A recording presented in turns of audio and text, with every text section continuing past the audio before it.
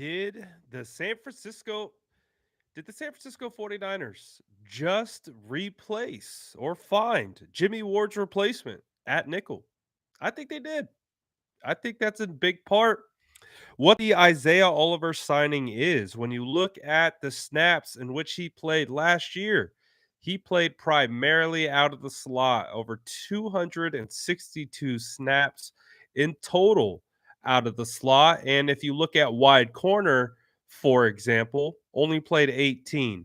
So this looks like our Jimmie Ward replacement, or at minimum, competition to come in with Samuel Womack and compete to be Jimmie Ward's replacement. I mean, this is a guy with still a lot of upside from what I can see. He's 26 years old. He's a former second round pick, 58th overall by the Falcons in 2018. And by all accounts, I mean, at the University of Colorado, he played outside corner, but he profiles best in the NFL at inside or at slot corner, excuse me. And it does look like, though, that's where he'll find a home with the San Francisco 49ers. Um, Isaiah Oliver, nickel corner. I like it. I gotta do a little bit more tape study. I'm not gonna lie to you guys. I want to look and dive into the tape a little bit further so I can have a better idea and understanding of who he is. But just in the research that I've been doing, as we signed him just now, he seems like a guy that is gonna fit in pretty nice. He will fit in pretty nice. If you go to PFF and you look at the defensive grades as a whole, and that accounts for everything: the tackle grades, coverage grades, rushing, all of it. Isaiah Oliver what was the 12th highest graded cornerback out of all eligible cornerbacks last year. So just so you guys are aware, that's higher than Charvarius Ward. That's higher than Darius Slay. That's higher than Jimmie Ward. So it's higher than Emmanuel Mosley. So from a pure defensive grading standpoint and how that all works, he's up there. Number 12 out of all gradable cornerbacks. That's excuse me, I misspoke. I misspoke. Charvarius Ward was number 7. Excuse me, Charvarius. I didn't see your name up there. Charvarius is 7. Isaiah is 12. Not too far off. So the San Francisco 49ers, again, they don't always go after the splashy signings. They go after the signings that makes the most sense and all that type of stuff. So it's interesting. I like the move. I haven't seen the contract details yet. It was originally reported by Mike Garafolo. We haven't seen, I don't believe yet, the contract length or the terms involved. But the San Francisco 49ers have a new cornerback to add to the roster. So, judging by that, though, I wonder what that means for Diamador Lenore. Do they believe Diamador Lenore is going to play outside corner and start there? Or do you think, even with this signing, that the 49ers could still be in the cornerback market? That is going to be an interesting question because as we know right now, and we even have guys like Matt Mayoko tweeting out about it as well, that he's coming in to compete for nickel.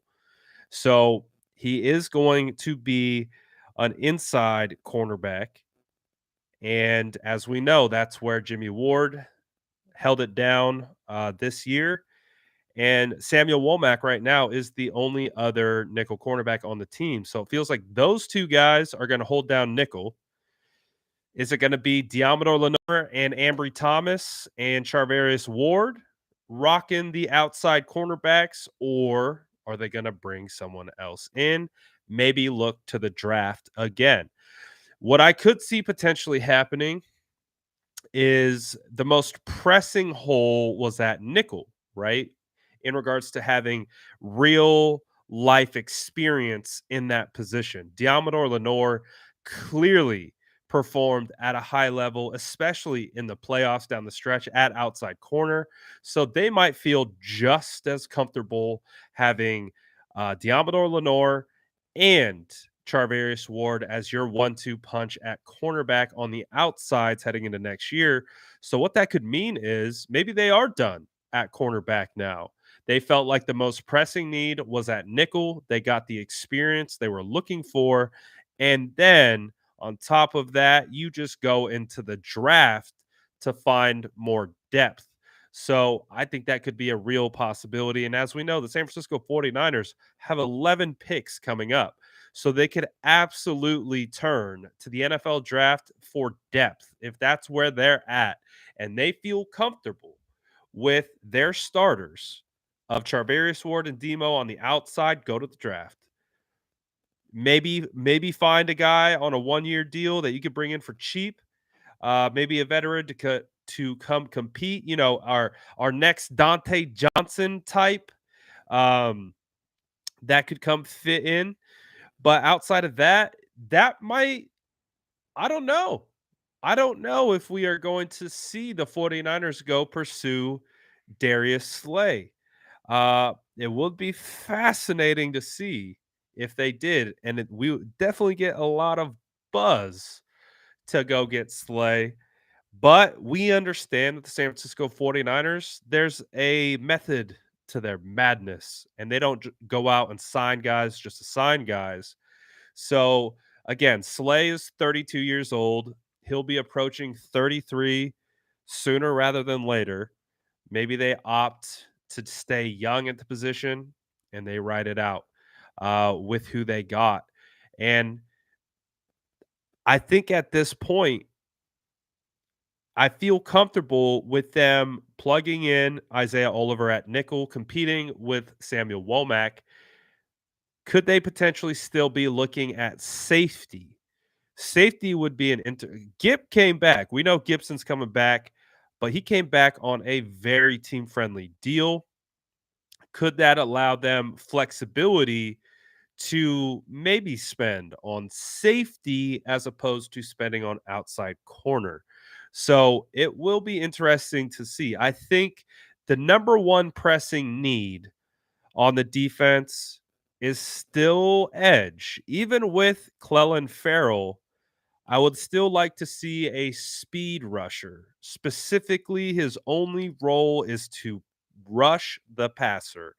I feel like Clellan is a phenomenal base down defensive end. If you can get me a pure speed rusher on the edge, his number one goal is to sack the quarterback, and that is it. We don't need him for base downs, and then you have these guys rotate. I still want to see them target an edge. Would like to see them go after maybe a high profile edge. There are still some mid level edges too that could still provide